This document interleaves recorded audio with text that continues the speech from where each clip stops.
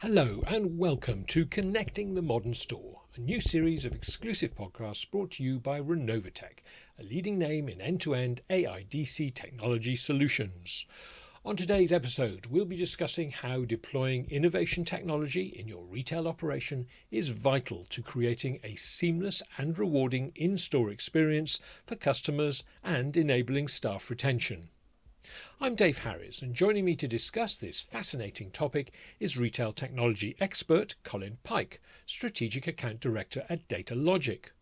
We're also joined by two of Renovotec's very own experts, Technical Director Jamie Mottershead and Head of Customer Delivery Matt Hezelgrave. Jamie, Matt and Colin, thank you for being here today to talk technology solutions for the retail sector. Colin, if I could start with you, what are the biggest challenges facing IT store operations today? Well, the challenges today are very similar to previous times. Store availability is particularly more challenging now since COVID. Retailers clearly want to get stock moving very quickly through the supply chain, so availability is quite key. We normally see technology being used for things such as gap checks in stores, which will inform them and help them to organise and arrange the next day deliveries. The other challenges that we see now is customer retention. People clearly no longer, for example, in the grocery sector, do one big shop a week. They're making trips to various retailers. So it's all about retaining as much business as possible. We see that happening in a number of different ways. Firstly, we've seen retailers use our devices for self-shopping. Self-shopping means that you've got a dedicated device as soon as you walk through the door that you can use to basically to remove queuing from the process and to limit the time you spend queuing. From a retailer perspective, it also means you can push out promotions to the device. To help customers take advantage of special offers. And if you've got a dedicated device in the store, it also means that you're more likely to get a higher uptake. We've seen retailers use apps which can be used on customers' phones, but the number of purchases versus total basket sizes that go through customers' smartphones is relatively small. It's in single digits. Whereas if you have a dedicated device, it tends to be 50% and higher in terms of the number of purchases that are driven through them. And I think underpinning all of this is the fact that at the moment it's incredibly difficult to recruit staff. There is a staff shortage, and if you can use technology to help customers to do as much of the buying process as possible without involving a store worker, then that's great because you can reduce your staff overheads accordingly. Colin, would you say that COVID and Brexit and things like that have impacted the technology landscape within the modern store? Yeah, if we look at online grocery, for example, I think pre-COVID, as a percentage of total bricks and mortar sales, it was something like 5.4%, according to the ONS in 2020. That trebled post-Brexit to just under 15%. So online is incredibly important, not just in grocery, but in all other sectors of the retail industry at the moment. And that has sort of spearheaded an explosion of handheld terminals and mobile devices being used not just in stores but also in distribution centres as well for your normal operations such as stock taking, price management, inter-store transfers and so on. So Matt, from what Colin's just said, I mean, is that your sort of view of the world as well as it is now in terms of the challenges facing stores? Yeah, very much so. I think what Colin's described post sort of global events has definitely changed the landscape of retail. I think the benefit that retailers now have as well is the flexibility they've got with the customer base around the different channels of shopping. The focus we see quite often is around managing the profitability in those channels and making sure they resource appropriately to the specific areas that they need to support the customer trends and demands. And that's where the technologies help support the retailers with making sure that they fulfil the customer needs, and that's where we work well with customers because of the nature of what we provide as an outfit. And Jamie, do you think technology in a way has helped ameliorate some of the effects of these global events and the things like COVID and Brexit and the war in Ukraine and that sort of thing? Yeah, absolutely. I think there's been an awful lot of change that's come from necessity over the recent years, and I think what we're seeing is that people have had to move on really quickly, be very, very flexible and adapt, and using technology to make sure that they can be as flexible as possible. I think what you have to have is the right tool for the job. If you take an in-store operative that may have previously, only worked on a handheld device and now have to see much more data, much more information, and now being able to use a tablet style device in that area, removes a lot of frustration from the operator, where they're able to see a lot more data and be a lot more effective within that role. And Colin, if I could just return to you, something that's talked about a lot every day on the news is the cost of living crisis, which is obviously affecting all of us. Do you think that's had a serious impact in the retail sector? For sure, it's changed shopper buying habits enormously.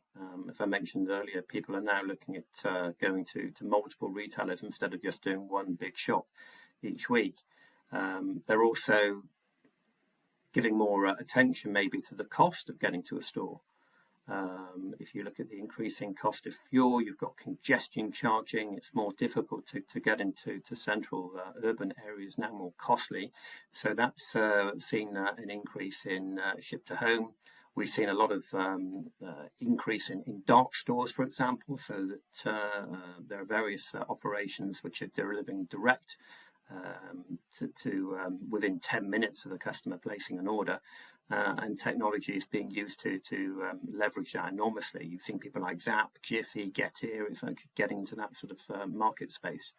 And all these are driven by handheld technology in these dark store environments as well. I mean, it's interesting you say that, because obviously today's customers famously are said to be more discerning, more demanding than perhaps they used to be in years gone past. We want flexibility, we want same-day delivery, all these sorts of things. I mean, does all that put a lot of extra stress, do you think, on the retailers?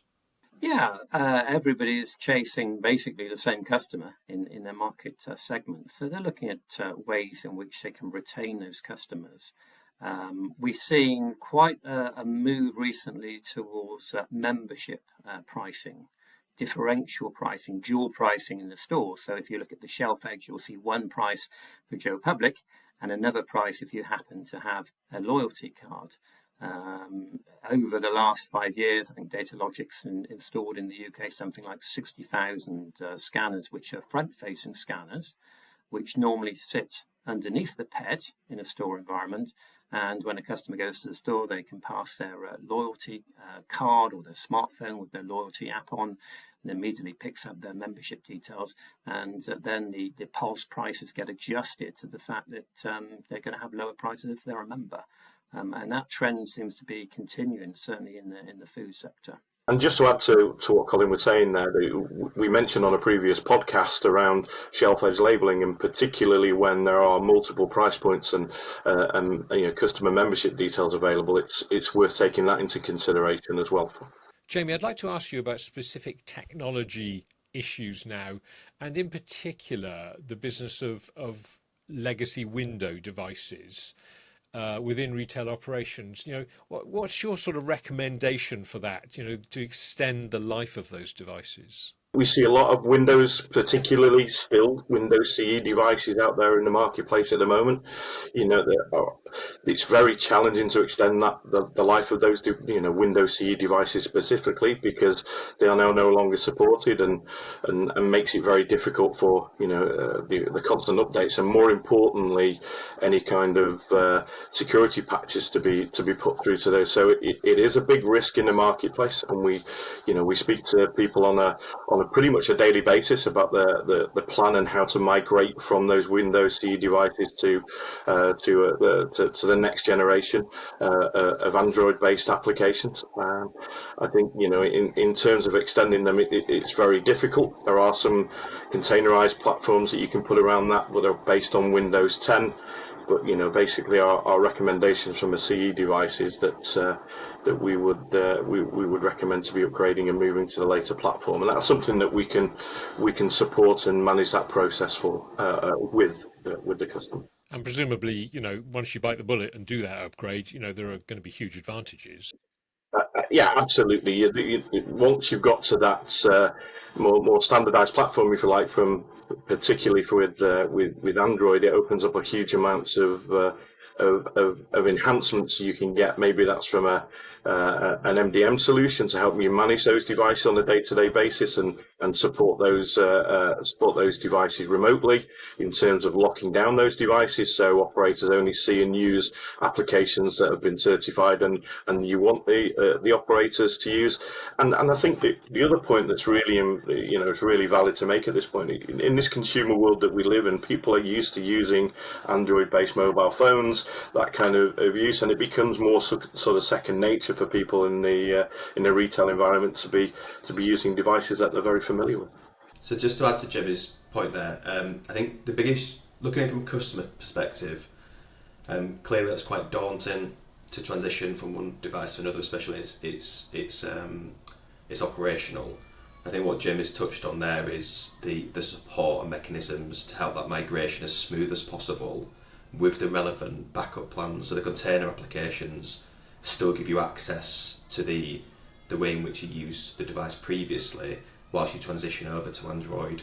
So I think it's important that customers are aware of that from a mitigation and risk perspective to help them with that transition, because it can be quite a big feat. Well, I would agree with both with what Jamie and Matt has said.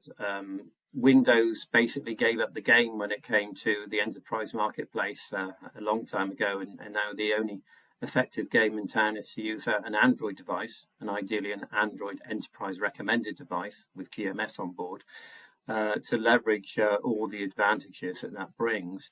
But also, I think that retailers, in some cases, don't really have a choice, because there's a whole raft of applications that they're looking to move towards at the moment, which are only supported on an Android operating system. Having said that, Datalogic still manufactures Windows devices. There's a larger legacy estate of Windows customers out there, and we're still supporting Windows out in the field. Not everybody can make the transition, but I would say that most retailers are now well on the way to do that if they haven't done so already. I mean, we still see a lot of Telnet applications out in the field, but Telnet can run quite easily on an Android device as well as it can do on a Windows device. In fact, it provisions much better on an Android device because you can use a graphical user interface rather than just a green on black screen where operators are forced to enter a number to get into various parts of the submenu that they need to. And that helps and impacts upon the retailer's productivity as well. So Colin, I'd like to turn now to payment options, because there's been a drive to provide more flexible payment options to customers. And how has that requirement been addressed within the retail store, would you say? Technology has now allowed a single device to be used for payment in store. For example, on Datalogic devices, we support Tap to Pay, which leverages NFC technology. So you could have a traditional handheld device that could be 1 minute used for doing gap checks, stock taking, price management, etc. And the next minute it can be redeployed to handling a customer transaction. And obviously that maximizes the use and the benefits of investing in the ROI of handheld technology in general. If you think about the customer, the retailers, putting a physical till point in is quite costly.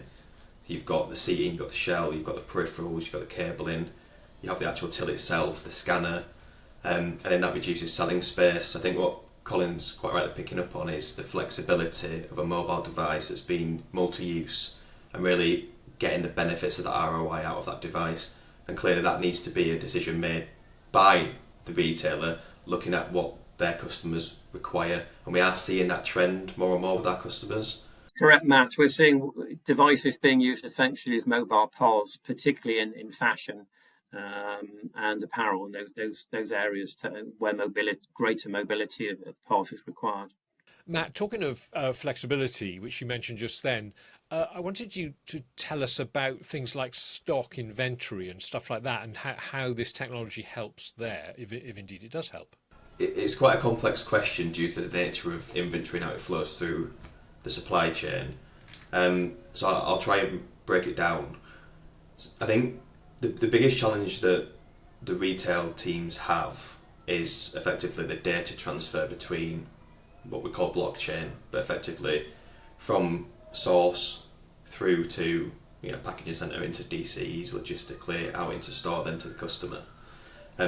That's one aspect of it, is movement of stock and how quickly that goes through. That is all today enabled by technology. Whether it's voice kit or wireless, it's handheld terminal, technology for packing, materials, labelling, printers. It's all technology that enables that to flow through quickly. The other aspect of that is the end point, so the customer at the shelf edge, so edge computing effectively, is the signals back up the supply chain and the demands that gives around what stock they do and don't require. Then it's broader, so it's down to customer demands and trends, and also looking at more globally what is actually purchased. So I think the way in which that's optimised is by getting closer to the shelf edge and the data of what is required in the trends. And I think the challenge that retailers have today is understanding their own data, but then allowing others to access it. So it's important that supply base get access to that data so they can make their own decisions around what they're sending and where and how they inform other retailers. And equally, it's in how they create the right community internally within the retailer so everyone can make that decision around how much they're buying, to include the buyers, supply teams, helping support that. So it is a broader question. I think the benefit to the retailer around this is stability in the technologies that help them do the job. It's tools to do the job, and that will in turn give their colleagues more incentive to do a great job at the shelf edge and follow the processes and procedures, and that should increase morale. It should increase the demand signals. It'll give customers a better shopping experience, and you would hope then reduce labour turnover, because there's a greater sense of satisfaction from delivering a great store, and that's what retailers really take pride in. Colin, as Matt said there, it's a complex picture. There's all sorts of things going on which technology is helping with. What would you say are the biggest issues that keep store operations managers awake at night, if you like? Are there particular things that are trickier than others, would you say? I guess there's two things. Firstly, ensuring that the store has correct staffing levels at the moment. There is a shortage of staff at the moment in the workplace, so technology has to work even harder to accommodate for that. And secondly, I would say availability. Making sure that the shelves have the correct products at the right time. If we look, for example, in the convenience store sector, we can see that they're using intelligent modelling now to determine how the demand and supply equations, how those are balanced. For example, if you have a convenience store located near St James's Park and Newcastle United are playing at home at a specific time, you can expect to sell a lot more snacks, a lot more drink. So if you can plan for that in advance and work out where the spikes are occurring, because all stores are not going to have the same level of demand. So we see more intelligent use of technology, particularly software. But handheld devices are still an important part of that equation, because they fit in the missing picture, what physically is on the shelf in terms of doing gap checks. So that ensures that availability is kept to the optimum. And if you get that demand prediction right, and you have the right number of staff, presumably everybody's going to be happier, and that's going to increase your staff retention and all that sort of thing, just because people aren't ridiculously overworked by a sudden rush that wasn't predicted, for example. Yeah, and what's helped enormously is self-checkout and self-shopping in general. Bearing in mind there are less people to man the tills now, the onus is on the customer to do the checkout transactions themselves. So if you can have an intelligent, smart checkout, it helps to get people moving through the stores and to reduce queues and ensure that you're maximising revenue in each store. In the last few years, self-checkout has exploded into a whole variety of different formats. Originally, it was just in food and in grocery that we saw self-checkout, but now we're seeing it in fashion, we're seeing it in bookshops, we're seeing it in pharmacy, we're seeing it in a whole variety of sectors of retail that previously said, this is too challenging for us. Apparel is a good one. In the past, the consensus was, it's just too complicated. We have to remove the hanger. We have to bag the garment. Self-checkout doesn't really work in this environment. Well, it does. And retailers have been forced really into this situation by the lack of staff that they're able to recruit in both the UK and Europe. But they've seen huge benefits coming from it. And we expect to see that continue into the future, that level of innovation, building self-checkouts that are not only single purpose, but maybe multi-purpose. So you can have a hybrid self-checkout. 1 minute the customer is using it, and the next minute it can be redeployed so that a store operator can use it. So there's a whole lot of innovation going on within self-checkout at the moment. And I think, just to touch on Colin's point there on self-serving and self-checkout, I think what we're seeing trend-wise in the apparel market more so, whilst RFID tagging on garments is there for inventory levels and check-in, there is that then next stage of how is that helping support the customer's ease of shop through that retailer. I think that's the bit where we're seeing a little bit of sort of traction and the trend moving towards, which helps then the colleague or the associate focus on any other tasks around mainly customer service and supporting the customer base who walks through that door. I think just to add to that, the lack of labour in the retail environments is then being put to better use in terms of making sure that the shelves are stocked. And what we're seeing is the effect of that is that then you need less space at the back of stores to be able to stocking items that are waiting to be put out. So the whole throughput of the logistics process becomes a lot more agile. More deliveries that come to store with small amounts of stock and constantly topped up, so the product is on the shelf available to be sold. And I think it's the whole ecosystem is quite interesting when you see that impact of what happens from a till perspective right the way through the store. In terms of innovation, we are increasingly using artificial intelligence, Datalogic within the scanners that we build. And that's pretty much a game changer for many retailers.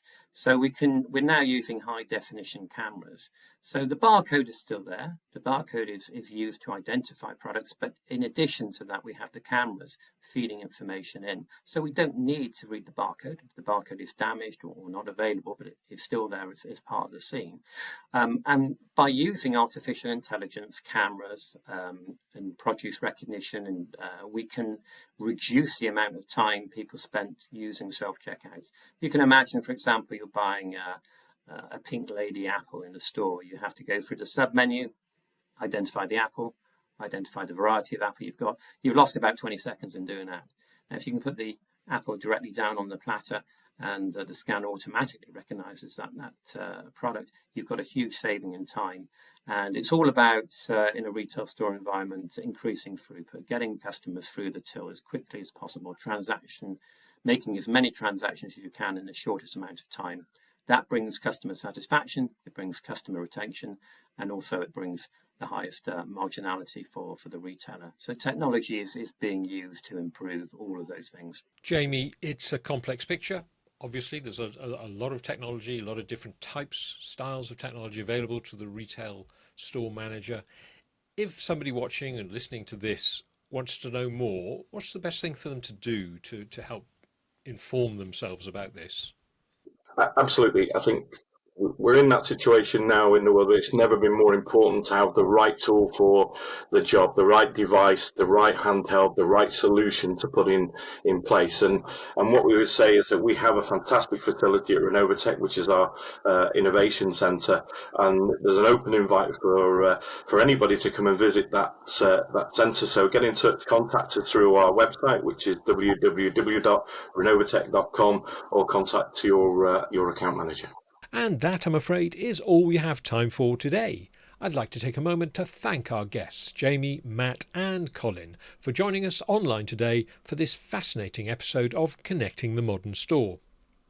As Jamie said, if you want to learn more about technology solutions, or if you'd prefer to speak to one of our experts directly, you can visit us at www.renovotec.com.